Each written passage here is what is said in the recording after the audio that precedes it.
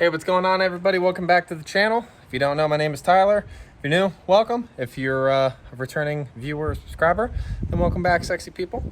But if you saw my last video, which I think I'm technically gonna upload today.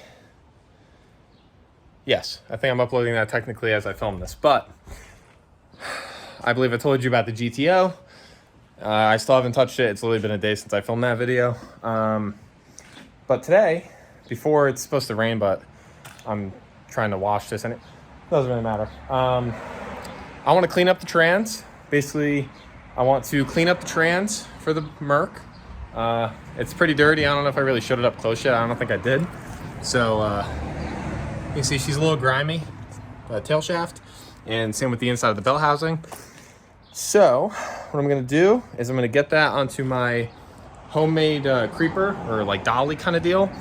Funny enough, this little thing, right, just 4 caster wheels and a bunch of wood, that held a 2002 Mustang GT front subframe, suspension, full motor, and trans with long tubes and like full accessories and shit.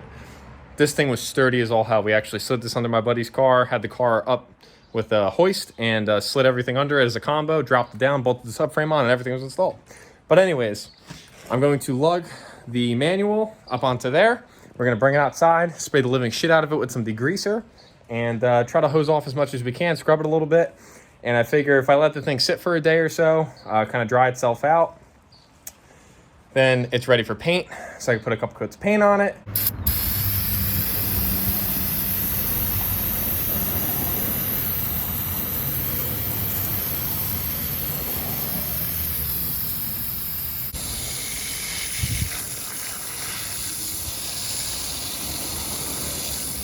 Thick shit on there.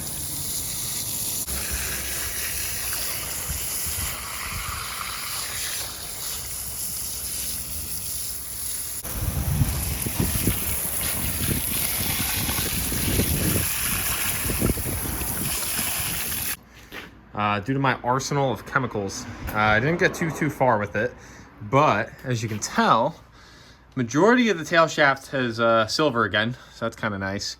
And it seems like the rest of it's kind of just like stained. Would make sense of, you know, just years of being used and whatnot. Inside there's still pretty dirty, but you can see silver now. So it's basically the same shit all the way around. So yeah, definitely better than it was. All right, so I just pulled the my new drive shaft. I pulled it out of the GTO. Figured I'd toss it on the ground, wipe it up a little bit, just get some of the grime off of it. Now, for those wondering, this is the difference between a pre-05 CVPI drive shaft and a post-2005 CVPI drive shaft. So you can see the lengths are actually identical, right? This is my old one that I ran with my first 2 transes, and this one that still has the old yoke on it, that's a Crown Vic yoke. That, with the black lines on it, that one is the newest one I got from a 99. So if you look back here, you can tell the U-joints are actually a different size. The one on the left, which is the technically a post-05, we'll call that, I don't know, 1 1/4? Call that 1 1/4. And we look at this one here, it's closer to about 1 inch, right, for the U-joint. Now it's just for the back, that goes to the differential. And now if we go here, and again, the one with the yoke, this is a Crown Vic yoke. I need to swap this out to a Mustang yoke, which I have on the way. So now we'll see. Just over an inch, just about an inch, I'd say. Just about an inch. You see this here is a solid 1 1/4 inch, right? So I believe this is a 1350 U-joint. Like this cap here is a 1350, and then the actual yoke on a Mustang is a 1330. So technically, with this drive shaft, my new one, I could get away with just pulling this yoke off, slipping on the Mustang yoke to this exact U-joint and calling it a day. I am actually going to replace this U-joint and the one that I previously just showed you at the rear. But I did just want to show you guys that there is a difference, and it actually is kind of funny seeing the difference after like reading online and not really knowing much about it, because I didn't know there was a difference until literally now.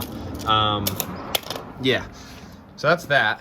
And for anybody wondering, I definitely could have gotten away with reusing this drive shaft again, but this thing did take a pretty good beating. I didn't take the yoke or the U-joint out of this. It ripped itself out on the highway when the tail shaft blew off of my second trans. So you can see the cap is actually stuck in there from the U-joint, and you see the metal's a little beat up. Honestly, it's probably usable, but I didn't want to risk it. I figured I might as well not use the same parts that failed the last time, if that makes any sense. So yeah, but I'm keeping this thing as a memento. This one I'm gonna start working on popping these, this U-joint out. Same with back there, and make a parts store run so I can grab some more brake clean, and so I can get this shit out, buy the new U-joints. I'm safety squinting, I promise. This could pinch it, kind of walk it out, just like that. Gently release it, there you go. And then you do that on the other side as well. Now what you gotta do is basically find a socket that fits this size, but doesn't, it's not bigger than the hole. There's a little bit of wiggle room so I don't hurt nothing. And I'm just gonna sit here, and I'm going to give it sharp hits with a hammer. And what's gonna happen is you can see the channel that usually that would sit in, and now you can see this one's actually coming out, which is good. If you look here, you can see we're not as centered anymore. So I'm gonna give it a couple more whams. The yoke actually came out pretty damn easy, which is crazy because you wouldn't expect steel to steel to do it. Now when you look in here, it's basically just a bunch of needle bearings. That's all that a U-joint is. It's a bunch of needle bearings around that surface. Come on, baby. Come on, baby. Give me the gabagoo. There we go. See?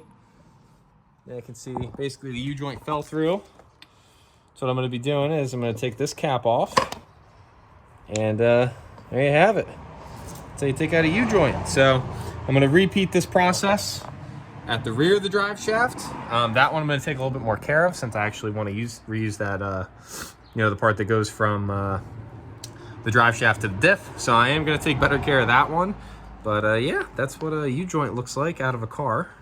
You can actually see, if I can pick it up, a little hard, just how small these needle bearings actually are inside that U-joint. So pretty crazy that there's just a shit ton of these, and that's what's holding it, working. So yeah. All right, so I'd say I'm done with this back piece. Honestly, I don't know what the hell you call it, but add a little pizzazz. A little pizzazz, a little too much pizzazz, but you know what? You can never have too much pizzazz.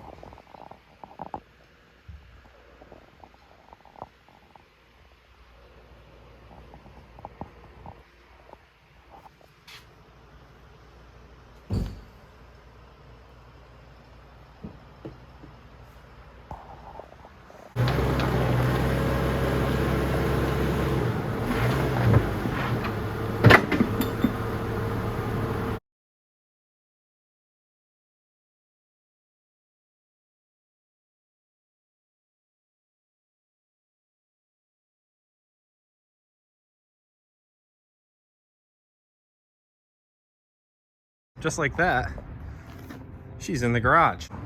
Ah, shit, man, I gotta put more blinker fluid in here. It's a little low. All right, so now her, now we can take a little peek scan to her. I got water coming out of something. That's nice. So yeah, for anybody wondering, this is what she looks like right now.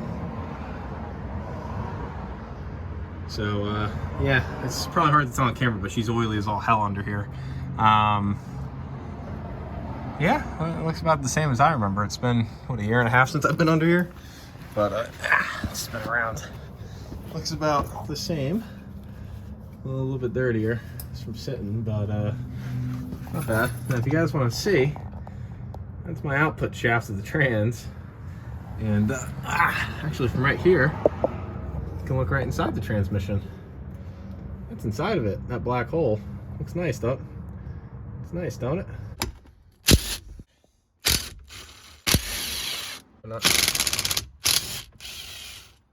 And oh, okay, that came off easier than I thought. All right, cool. Well, now we have the Hurst.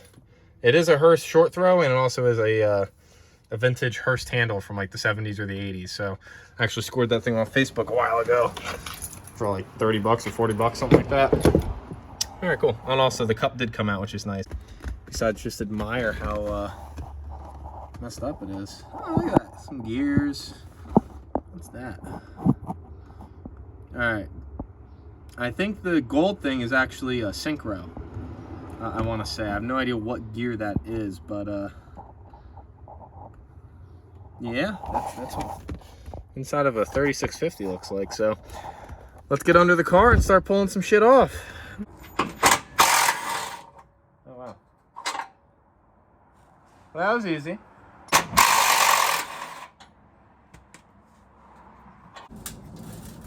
Oh wow, okay, that's gonna come out.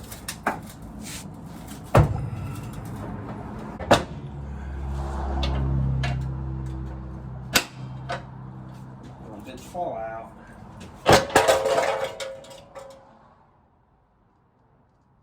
Hope you guys saw that. I got it out. There you go. That was my carnage.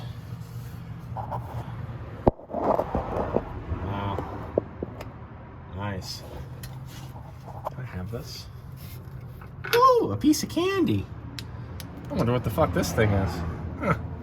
Yeah, well, how's that? I got some gears. More gears. Oh, the inside of my car. You can see there's still oil on all that shit. When this thing blew up. Yeah, without the cross member in here, you can see just took a little bit of a beating. But now, I guess I'm on to bell housing bolts, and the trans can come out, so that's pretty cool.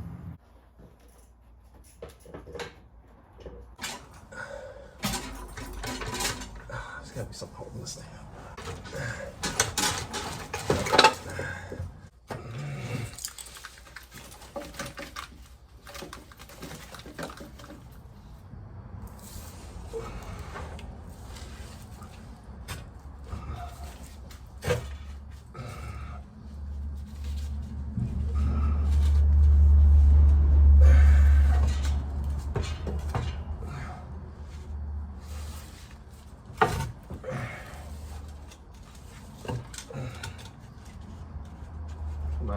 Fuck. Oh my god. Come on, go. Go. Get. Oh god damn. That was so much fucking stupider than it had to be. All for the fucking motor plate. That is ridiculous. Alright, well, it's out. That's cool. That's good. How the fuck am I getting this thing out of here, though?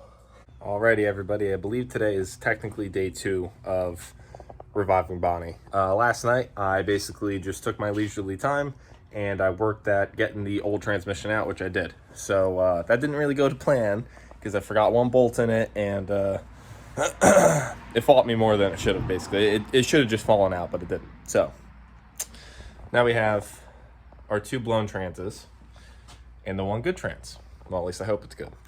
So my buddy Mike is on his way right now, but I figure before he gets here, we're gonna go get, we're gonna go get coffee and whatnot.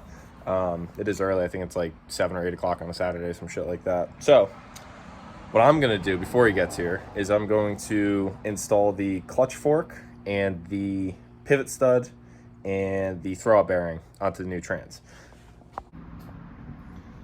All right, so my buddy Mike is currently here now. He's gonna show me something about a GTO wrecking, but so basically, Before he got here, I only dove into the shifter situation because the old hearse is actually blown up. I guess I blew the springs and the bearings on the inside of it. So I had a Steeda sitting on the shelf, and I'll somehow rig a way to put the hearse, the hearse arm to go around the bench seat onto there, but that's for later. So right now, what me and Mike did was we put the pivot stud from this trans, because it was not damaged, onto here, because this one was worn out as well as the one in that trans. They were both scored to all hell, so I didn't want to run them. So we slipped on a new pivot stud, I Loctited it, and then I greased the absolute shit out of basically everything I could here.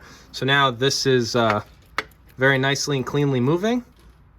I believe this throwout pairing is good because it doesn't make any noise when you spin it, so I'm happy about that. But we're at the point now that we're going to swap the trans in, so I'm just going to set a time lapse up. And this is the last time. This is hopefully the last time. I'm hoping this is the last time you can see the McLeod, because I don't want to look at this ever again. I just want to drive it. So I'll set a time lapse up, and we're gonna get into it. Wish us luck.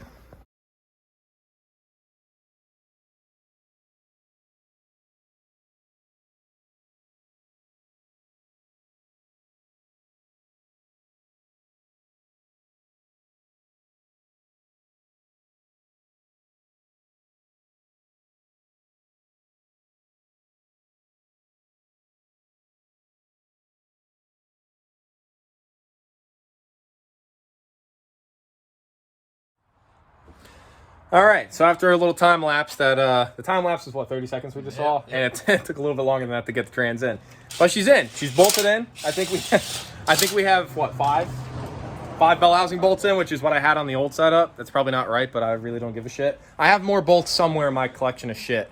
Actually, I found them yesterday, so maybe at some point in time I'll keep doing bolt checks and I'll add more bolts to it, since I really don't ever want the setup to come out. But I'll show you guys under the car. I'll show you how far we got. But trans is in and clutch is connected, so we're doing pretty good. Trans is in, motherfucker. So looks good. It's where it's supposed to be. Like I said, we have 2 bell housing bolts here, 2 on that side. The one for the mid plate is right there that hung me up yesterday, and then I have 1 bolt up top. And it's identical to the setup I had that I just pulled out last night. And then we have the clutch cable connected to the clutch fork, so that's good.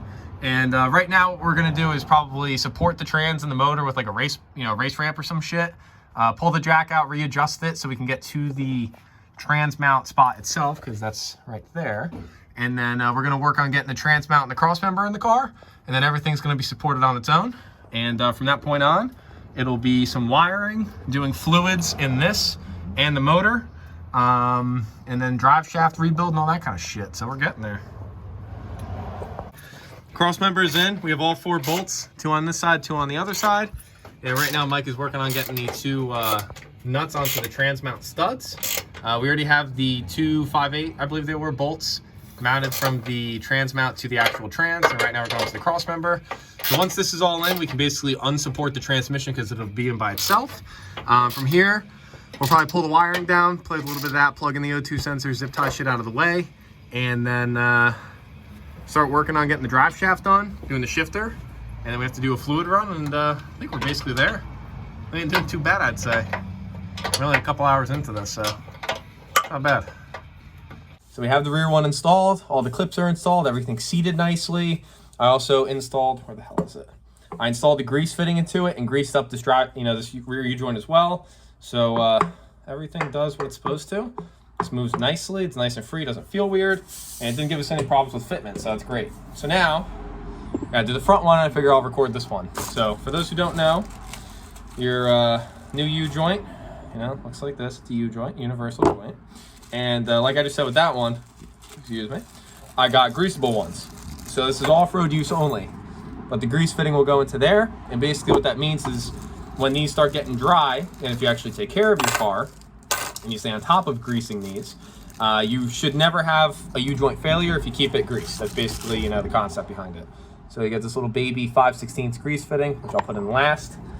So first things first, let's get into the drive shaft. So what you got to do is very gently, and I keep the cap down, you take the cap off, and these are needle bearings in here. So you really don't want to mess this thing up, but with the grease in place, they really shouldn't move if you're not throwing the thing. So I'll leave that where it is, and that's what this side looks like now. And then what I'm going to do is I'm going to very gently slip that up through the top U-joint hole. Just like that. And then now the bottom cap is lined up, ready to go in. So then I very gently, again, take my cap with my needle bearings, slip it onto the top, make sure nothing moves. And now I gently have the top cap rested in place and the bottom one is lined up, ready to go in. So push that in as much as I can by hand. That's as far as I can go. And now what I'm going to do is rest this on the ground and start hitting it with the mallet. This top one. Making sure that the bottom one is going in as well, which it's just starting to. I'm going to do a little tap. See, now they're starting to go in. What I do is I'm taking a 3/4 socket. I'm just going to keep tapping this in little by little and keep checking the other side to make sure nothing's getting messed up. You see it's starting to go in. It's starting to go in now. This one's still heading in, but it's still down too far before I can put the C-clip in. Keep hitting. Blend. Just with the tip of needle nose. Pinch it. Drop it in. Right in place. That ain't gonna come out.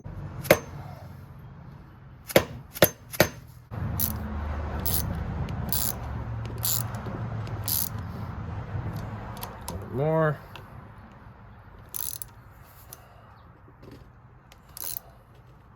All right, that should be in there all the way. And now, these do come pre-greased, obviously. As you guys saw, I had blue grease in it. I still am going to put some into it.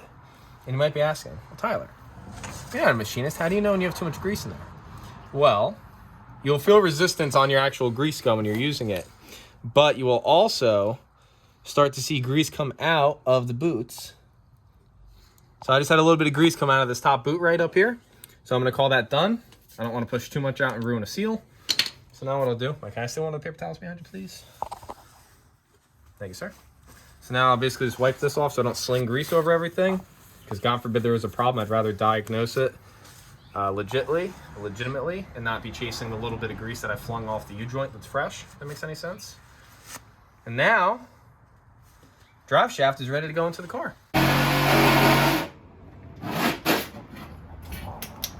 Oh yeah. How you looking?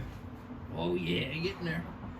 All right, I so definitely cleared the bad spot. Oh yeah? It's just it might be a death trap driving it. That's fine. That's fine. It could be worse.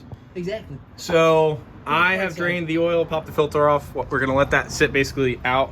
I should probably pop this too. And we're gonna have to go to the store and buy new fluids. But Mike is right now, as you just saw or heard, he's cutting shit off my floor panel. Yeah, going inside and showing. And the reason for that is because I guess when this thing blew up, oh Jesus Christ, that's scary. So when this thing blew up, it actually buckled the floor downward. Oh, all right. So the drive shaft, like literally this point of the drive shaft right here, was actually just about to touch the floor. There was less than a 1/4 inch of room, I'd say. So now, Mike cut all that shit out. Oh yeah, it's definitely gonna be sketchy as all hell. It's a hole. So we'll do some more prying and whatnot, try to make as much clearance as we can. And for the meanwhile, I'll probably just rig up a plate that'll cover that, so we don't get no fluids flung at us. But yeah, it's gonna be sketchy. This car's sketchy to drive no matter what, basically. And Mike just whipped up this plate really quick, gives us a little bit of room to the shifter for some wiggle room. So we just slapped this on here because we had to cut it back probably around the back here. So that's at least covered for now. So God forbid something happens, we have a little bit of safety, I guess. But now I'm gonna unpeel the tape off of here, and we're probably gonna lay the shifter into here of to some sort. So I figure we'll lay the shifter in, the RTV can set while we're gone, and when we come back, we're gonna fill everything with fluids and try to fire her up. Oh, that's so beautiful. I miss seeing this. That was a good fucking tape. You like that? That was nice, yeah. We threw a gasket maker on. I dumped a little bit of ATF inside of the shifter section of the trans. And the bolter, obviously, as you can see, barely ran in. The shifter's kind of just sitting in place. I figure by the time that we get cleaned up, go to the store, come back, the RTV should be set enough that we can tighten it down and be, sealed. So right now, what we're gonna do is we're gonna throw the Hurst in to the different. I think this is a Steeda shifter with the Hurst arm, I guess you want to call it. So these Allens were actually from the Steeda, which had a short arm on it, but obviously for Marquis, we can't get away with using that. I'm gonna run these in and hope that this this will work, because this shifter is perfect for the bench seat. This rod. So now you can see. We just need to figure out a knob situation. Look at this. Look at this neglect. Right. Look at this. It's been like a week. It's a shame. It's a shame. It's been like 5 days. Okay? Fucking shame. Hey man, both cars need transmissions. What the hell do you want? So, Look at that. Unfortunately, as this thing sits, obviously I really can't even start it weekly, because when I start it, oh, this motor's so pretty. Because obviously even when I start the car, it's making really bad noise out of the trans. So it's not even worth trying to like start this thing occasionally and like keep it alive. So I'm just gonna steal the battery out of it, and yeah, that's what I'm gonna go do now. So sad. Okay. All right, people. Everything should be done. Buttoned up the shifter. I just have to figure out a shift knob, which I'm not worried about for now. The battery from Gemma is rigged into this car, so it'll work for now. We pumped 3.5 quarts of, I think it's Dex, and yeah, it's that right there, the Dex/Merc. Supposedly fully synthetic fluids will hurt these transes, so we try to stay away from that. And did 6 quarts of oil in the motor. This is gonna be the first time we're gonna try to crank it and see if something bad happens. So, first time this car's had battery power in over a year. That door ding. Oh, I gotta put the key into that. Oh, dude, this is crazy. Oh, God.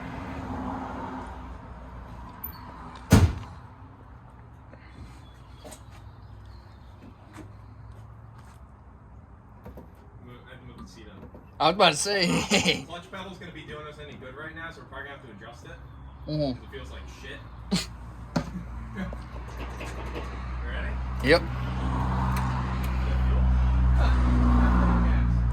Alright, don't stand in front of it in case it does something it shouldn't. If you see something happen, scream. Okay, you ready?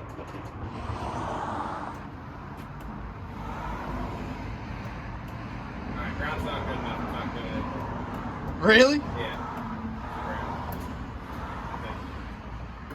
Alright. Technical difficulties. Yeah, ready for attempt number 2? Alright.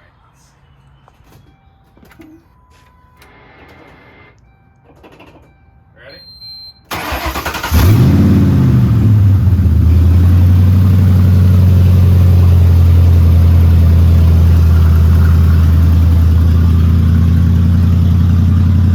That's fucking crazy, bro. Holy shit.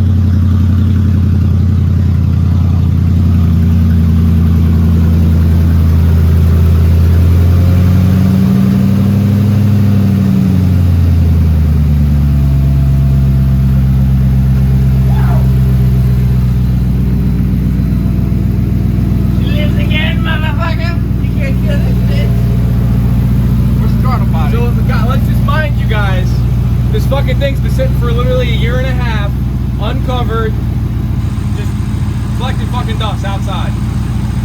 That's crazy.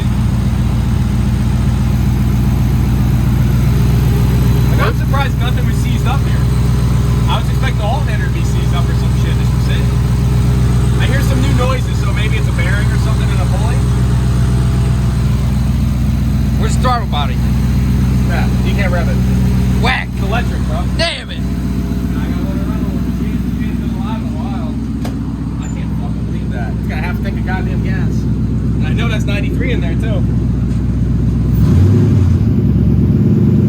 She's cold. Pull her out, see if she moves. I'm gonna have to try, yeah. Alright, what I'm gonna need you to do, I'm gonna fold on the brakes. Yeah. You can kick out the bricks on both tires. Yeah. I want to be in front of both of your tires. Yeah, I'm excited.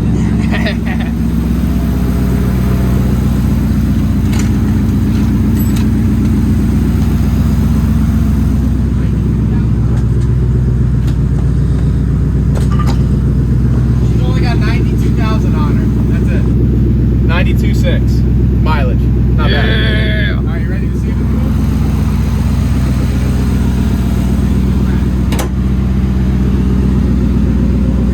Don't stay right in front of you. Keep racking the button. Go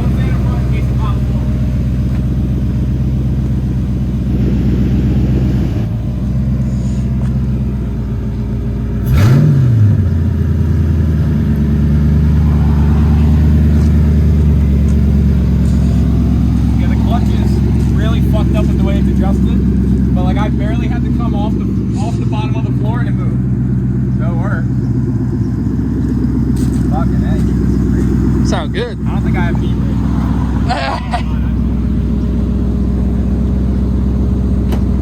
You got park.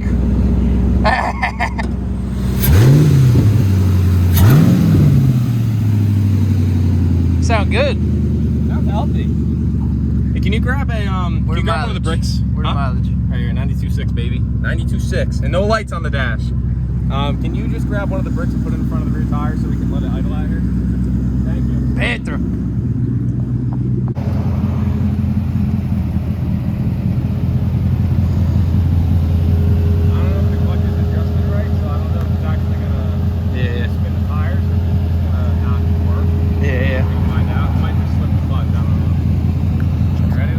Yep.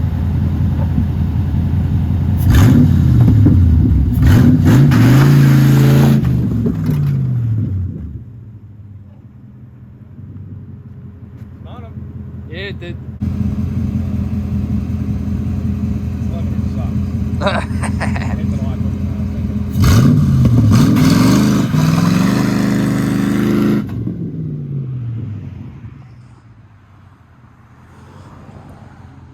That's kind of cool.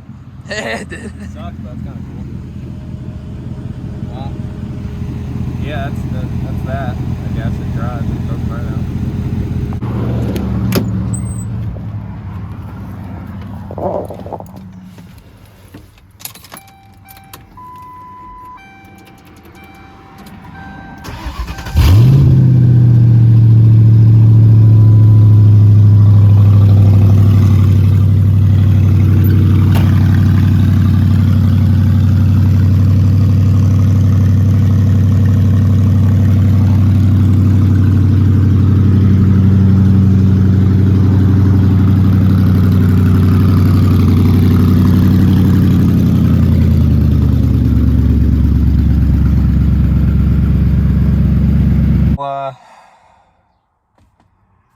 You know, everything went very smoothly yesterday. Everything, you know, we got everything done on the car that I was expecting to get done. And it's a bummer. Don't know if I showed it or talked about it in any of the clips from yesterday after we actually got the car up and running. I guess I'll start off with, it was fantastic to hear this thing fire up after 1.5 years of sitting. So there's like half a tank of 93 in it, fired right up, didn't sputter, didn't give me any issues. But we do have quite a few problems, which sucks. So I guess I just got lucky my first couple times around. Not really lucky, but in a way lucky, but obviously unlucky. The first two transmissions weren't hurt when I got them, right? Or at least, you know, I was able to shift all the gears, no problems, no grinds, no pops, whatever. This thing, second gear synchro, is just gone. So the only way I can go from first to second in this is if I double clutch. So, you know, at least I have second gear, it seems like, but I haven't driven it enough to be able to confirm if it's like a synchro problem or an actual gear problem. I really don't know. I've never had to deal with something like this before. Anytime I've heard a transmission, it usually just dies. So that sucks. This trans is going to have to come back out. That's what that means. So that sucks, but, you know, at least now I can drive the car. But then there's the other problems that I also came across yesterday as well. I have a check engine light, which I never had before, and the car is like in limp mode. It doesn't go past 3,000 or 4,000 RPMs when I'm driving it. If I try to rev it, whatever. For whatever reason, anytime I've driven or moved the car, it shits out a ton of power steering fluid from the reservoir. Now, the reservoir is like right at its max fill. I know I never had a problem with power. This car never leaked. All right, this is like one of my only cars that never left a drop of anything under it when it was parked. And now all of a sudden this thing shits out power steering fluid, and when you turn the wheel, it makes a weird clicking noise. So I got under the car yesterday. I had my buddy Mike turning the wheel. The whole power steering rack moves now. So it looks like it's the one bolt on the driver's side of the rack to the subframe could be loose. It could have somehow unloosened over 1.5 years of sitting with all the abuse that this car has taken. It's possible. But for whatever reason, the rack is loose and the power steering shits out fluid. I don't know what that reason's for. Thank you guys for watching. As always, I appreciate it. If you want to see more content, drop a sub, drop a like, drop a comment, and see you guys in the next one. So until next time.